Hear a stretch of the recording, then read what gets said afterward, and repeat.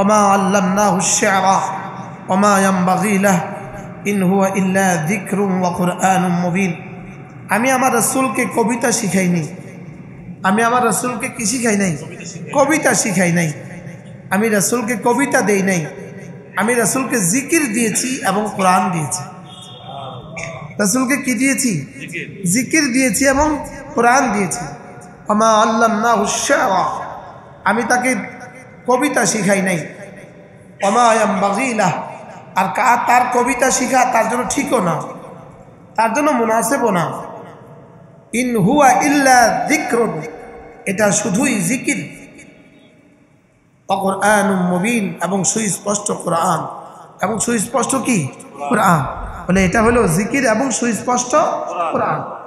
Oman আ'রাদা আন যিকরি, আমার জিকিরকে যে প্রত্যাখ্যান করে, আমার জিকিরকে যে বাদ দেয়, আমার জিকিরকে যে কি করে? বাদ দেয়। যে আমার জিকিরকে বাদ দেয়, ফাইন্না লাহু মাঈশাতান দানকা, আমি তার জীবনকে সংকীর্ণ করে দিব। আমি তার জীবনকে কি করে দিব? এজন্য পৃথিবীর সমস্ত বেঈমানের কলিজা সংকীর্ণ। বলেন বেঈমানের কলিজা কি? বলেন সংকীর্ণ। বেঈমানের কলিজা কি? সংকীর্ণ। এজন্য ইহুদিরা যত আস্ফালনই করুক, তাদের কলিজা কিন্তু সংকীর্ণ। কলিজা কিন্তু কি? কলিজা, ভয়ের কোনো অভাব নাই। আল্লাহ তাআলা বলেন যে কোরআন বাদ দেয়, যে আমার জিকির বাদ দেয়, বলেন যে আমার কি বাদ দেয়? যে আমার জিকির বাদ দেয়, আমি তার জীবনকে কি করে দেই? সংকীর্ণ করে দেই। তার জীবনকে আমি সংকীর্ণ করে দেই। এই জন্য কোরআনে কারীম থেকে যে যত দূরে, তার জীবন তত সংকীর্ণ। জীবন তত কি? তার জীবন তত সংকীর্ণ। হইতে পারে মাল অনেক আছে, লেকিন তার কলিজা সংকীর্ণ। কলিজা কি? হারামের ঘরে ঘুমায়, হারাম টাকা দিয়ে বড় বাংলো করছে, ঘুমায়, লেকিন তার কলিজা 24 ঘন্টা দুরু দুরু করে। অন্যরা তো আরাম করে, লেকিন তার কলিজা কি? দুরু দুরু করে, যে হায় আমার কি হবে, আমার কি হবে। এই জন্য সুদের উপর যারা কিস্তি নিয়ে রাখে, তাদের জীবন প্রতিটা সেকেন্ড কলিজা দুরু দুরু করে। কি কলিজা কি করে? দুরু দুরু করে। এই জন্য দিন থেকে যারা যত দূরে, তাদের কলিজা কত সংকীর্ণ। তাদের কলিজা তত কি? দিন থেকে যারা যত দূরে, তাদের কলিজা তত সংকীর্ণ। আল্লাহ তাআলা বলেন ওয়ামান আ'রাদা আন যিকরি ফাইন্না লাহু মাঈশাতান দানকা, যে আমার জিকিরকে যে বাদ দেয়, আমার জিকিরকে যে প্রত্যাখ্যান করে, ফাইন্না লাহু মাঈশাতান দানকা, আমি তার জীবনকে সংকীর্ণ করে দেই। জীবনকে কি করে দেই? আর কেউ কেউ তর্জমা করেছেন আমি তার কবরকে সংকীর্ণ করে দেই। কবরকে কি করে দেই? তার কবর সংকীর্ণ হয়ে যায়।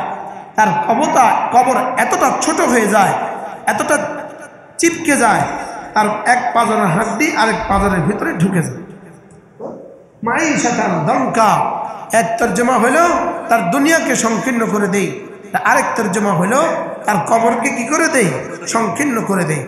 ওয়ানাহশুরুহু ইয়াওমাল কিয়ামাতি আমা, আল্লাহ তাআলা বলেন এবং তাকে আমি হাসরের ময়দানে তুলব অন্ধ করে। কি করে? অন্ধ করে। হাসরের ময়দানে কি করে তুলবে? এজন্য সমস্ত বেঈমান হাসরের ময়দানে উঠবে অন্ধ হইয়া। নাউজুবিল্লাহ বলে না। সমস্ত বেঈমান হাসরের ময়দানে উঠবে কি হইয়া? অন্ধ হইয়া উঠবে। সমস্ত বেঈমান হাসরের ময়দানে উঠবে অন্ধ হইয়া। নাউজুবিল্লাহ। সমস্ত বেনামাজি হাসরের ময়দানে উঠবে অন্ধ হইয়া। কি হইয়া উঠবে বলেন? অন্ধ হইয়া। বেনামাজি হাসরের ময়দানে উঠবে কি হইয়া? অন্ধ হইয়া। ওয়ানাহশুরুহু ইয়াওমাল কিয়ামাতি আমা, হাসরের ময়দানে তাকে অন্ধ করে তুলব। ক্বালা রাব্বি লিমা হাশারতানি আমা, এবার সে বলবে আল্লাহ কেন আমাকে অন্ধ করে তুললেন? লিমা হাশারতানি আমা, আমাকে কেন অন্ধ করে তুললেন? আল্লাহ তাআলা জবাবে বলবেন ফাকাদ কুনতু বাসীরা, আমাকে কেন অন্ধ করে তুললেন? আমি তো চোখওয়ালা ছিলাম, আমি তো চোখওয়ালা ছিলাম, আমাকে কেন অন্ধ করে তুললেন? আল্লাহ তাআলা বলবেন ক্বালা কাযালিকা আতাতকা আয়াতুনা, তোমার কাছে আমার কোরআন গিয়েছিল, ফানাসিতা, তুমি কোরআনকে ভুলে গিয়েছো, ওয়াকাযালিকাল ইয়াওমা তুনসা, যেভাবে তুমি দুনিয়াতে আমাকে ভুলছো, আজকে তোমাকে ভুলে যাওয়া হবে। নাউজুবিল্লাহ বলেন। আল্লাহ তাআলা তাকে কি করবে? ভুলে যাবে। হাসরের ময়দানে আল্লাহ তাআলা তাদেরকে কি করবে? ভুলে যাবে। যারা কোরআনে কারীম থেকে উপদেশ নেয় নাই, যারা দুনিয়াতে জিকির ধরে নাই, যারা দুনিয়াতে কোরআনে কারীমকে আপন করে নাই, দুনিয়াতে যারা নামাজকে আপন করে নাই, দুনিয়াতে যারা ইমানের উপরে উঠে নাই, দুনিয়াতে যারা আমাল উপরে উঠে নাই, আল্লাহ তাআলা তাদেরকে অন্ধ করে তুলবেন। আর তারা বলবে, আল্লাহ কেন আমাকে অন্ধ করে তুললেন? আমি তো চোখওয়ালা ছিলাম। আল্লাহ তাআলা বলবেন, দুনিয়াতে তোমার কাছে কোরআন গিয়েছিল কিনা বলেন? কোরআন আসছে কিনা আসছে না বলেন? এটা কি? এটা কোরআন। এটা আমাদের কাছে আসছে না আসছে না? বলে কাযালিকা আতাতকা আয়াতুনা ক্বালা কাযালিকা আতাতকা আয়াতুনা, এমনি ভাবে তোমার কাছে গিয়েছিল আমার আয়াত। আয়াত মানে দুই প্রকার।